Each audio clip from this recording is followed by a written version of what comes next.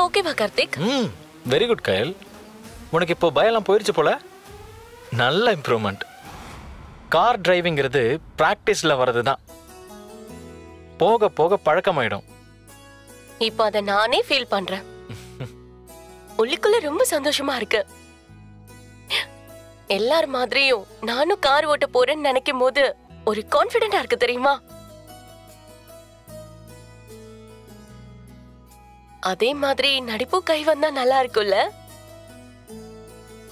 எல்லா கேரக்டரையும் நம்ம எப்படி வேணா பண்ணலான்னு ஒரு கான்ஃபிடென்ட் வந்துட்டா நல்லா இருக்கும்ல. அதுவும் உனக்கு கூடி சீக்கிரம் கை வந்துடும் கயல். அசத்துவ. ரொம்ப தேங்க்ஸ் கார்த்திக். உங்களோட கைடன்ஸ் கிடைச்ச பிறகுதான் நான் பெரிய லெவல்ல ஜெயிக்க போறேங்கிற நம்பிக்கை நாளுக்கு நாள் அதிகமாயிட்டே போகுது.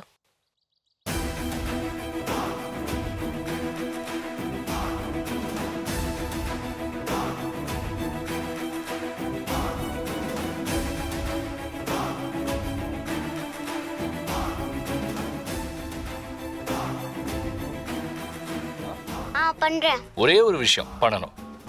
ஓகேயா? ஓகேயா? நல்லா பண்ணிடுறீங்களா? ஓகேன்னு சொல்லுங்க.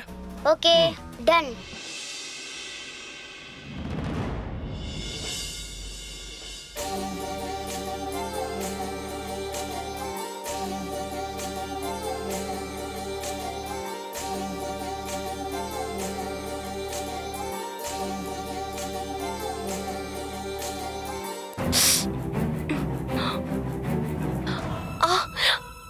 ஐயோ, ஏய் கயல் என்னாச்சு? கண்ணில் பட்டுருச்சா? நீங்க காட்டு.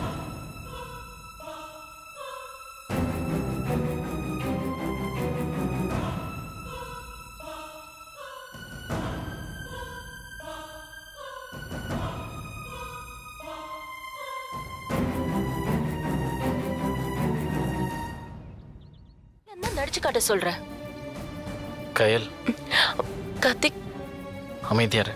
இல்ல கார்த்திக். Director sir, அமைதியாருங்கிறீங்க.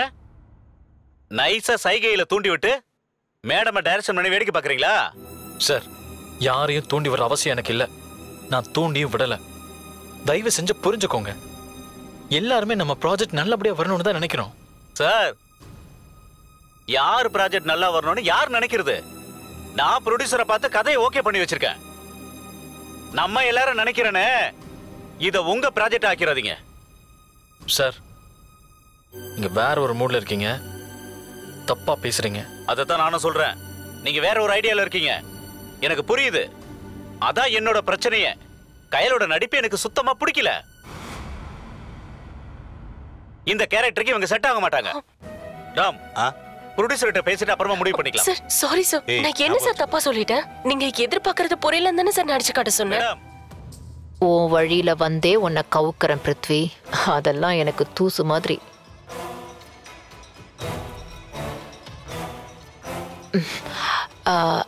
எனக்கு தெரிஞ்ச வரைக்கும் கயல் மாறிட்டா. அவளோட பழக்க வழக்கங்கள் மாறிடுச்சு. இதெல்லாம் ஓகே. ஆனா வளர்ந்து வர சமயத்துல இந்த மாதிரி லவ் கிவ்னு எதுவும் பண்ண வாய்ப்பு இல்லைன்னு தான் தோணுது. நானும் அப்படிதான் நினைச்சேன். ஆனா எனக்கு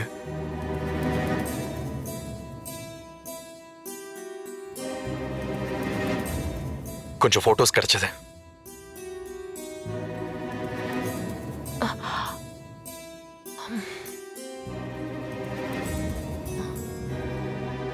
என்ன பிருத்வி, ஏன் கண்ணிய என்னால நம்பவே முடியல. கயலா இது? ஐயோ, அவனை ஒற்றா ஒரசுறா. என்னென்னவோ பண்றா பிருத்வி. இப்படி மாறிட்டாளே. என்ன கார்த்திக் இது? நம்ம ரெகுலரா இங்க வந்திருக்கோம். நானும் பல பேரை கவனிச்சிருக்கேன். இன்னைக்கு என்ன புதுசா அந்த பொண்ணை பாரு இந்த பொண்ணை பாருன்றாரு. டெஸ்ட் ஷூட் கூட முடிஞ்சிருச்சு. அப்புறம் எதுக்கு இதெல்லாம்? டைரக்டருக்கு ஒரு எதிர்பார்ப்பு இருக்கும். அதை ஃபுல்ஃபில் பண்ண வேண்டியது ஒரு ஆர்டிஸ்டோட கடமை. அதை எப்பவும் மனசில் வச்சுக்கோ கயல். இந்த ப்ராஜெக்ட் ஸ்மூத்தாக போகணும். அதுதான் முக்கியம். குட்.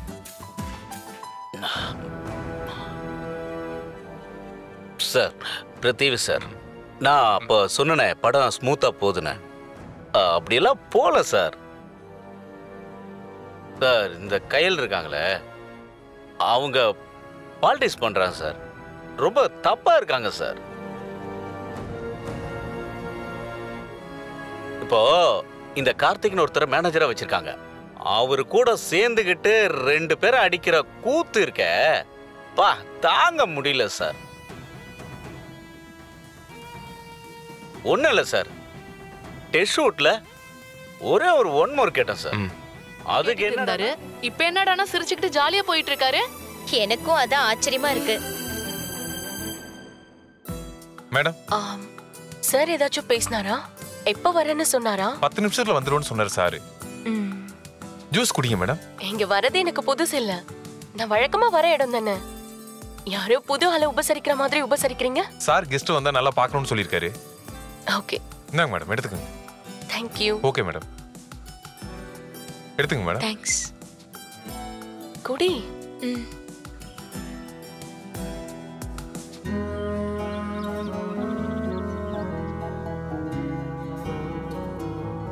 ஹே கார்த்திக், என்ன மீட்டிங் அதுக்குள்ள முடிஞ்சிருச்சா?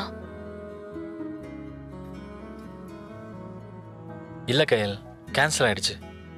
கதை சொல்ல தான் ஒருத்தர்கிட்ட அப்பாயின்மெண்ட் வாங்கியிருந்தேன். பட் இப்போ அது தள்ளி போயிடுச்சு. அதான் நேரா இங்க வந்துட்டேன். அப்பாடா, இப்பதான் நிர்மலா கிட்ட சொல்லிட்டு இருந்தேன், நீங்களும் பத்திரிக்கை கொடுக்கும்போது கூட இருந்தா நல்லா இருக்குமேன்னு. கரெக்டா வந்துட்டீங்க. பிரித்வி இன்னும் 10 நிமிஷத்துல வந்துருவாருன்னு இப்பதான் ஆபீஸ் பாய் சொன்னாரு. ஓ சூப்பர். கார்த்திக், இங்க வந்த உடனே எனக்கு பழசெல்லாம் ஞாபகம். சாரி நேத்ரா, ரொம்ப கரெக்டா என்ன புரிஞ்சுக்கிறேன். It's okay Prithvi, you carry on. Okay Netra, நான் நாளைக்கு வீட்டுக்கு வந்து உன்னை பார்க்கறேன். Okay okay, take care. Bye by.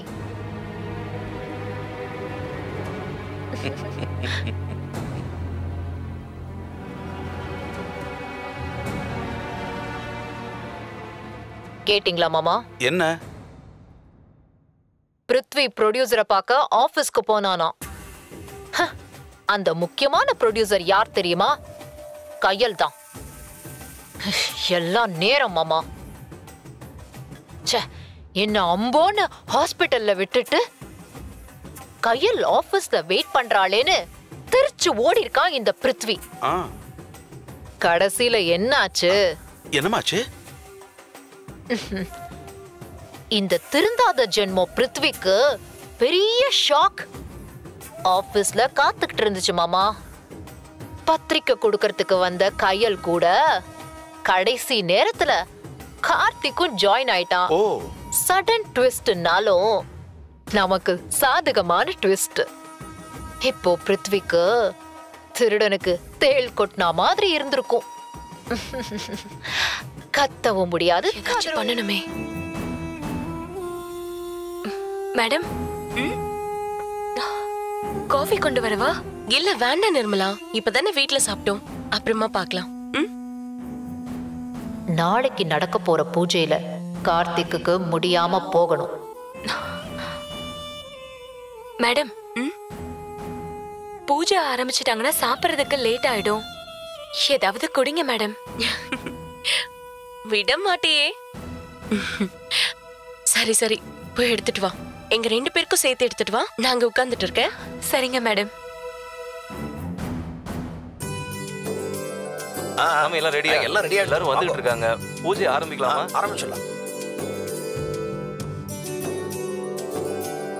Karthik, இதெல்லாம் பாக்குறப்போ ரொம்ப பிரமிப்பா இருக்கு. என்னால எதையுமே நம்ப முடியல.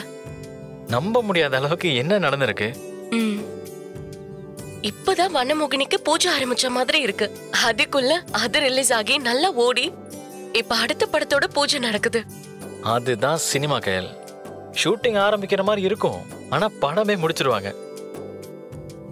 வனமோகினி மாதிரி லவ் ஸ்டோரியும் நல்லா ஓடணும் கார்த்திக். நான் ஒரு கமர்ஷியல் ஹீரோயினா எஸ்டாப்லிஷ் ஆகணும். நிச்சயமா ஓடும் கையல், நீ கவலையே படாத. தேங்க்ஸ் கார்த்திக். ஆனா ஒண்ணு மட்டும் எனக்கு இப்பவே ப்ராமிஸ் பண்ணிடு. என்ன கார்த்திக்? வனமோகினியில நீயும் பயந்து எல்லாரையும் பயப்படுத்துற மாதிரி இதுவும் ஓடுமா ஓடாதான்னு பயப்பட மாட்டேன், கண்டிப்பா ஓடுன்னு நம்புவேன் அப்படின்னு எனக்கு ப்ராமிஸ் பண்ணி கொடு.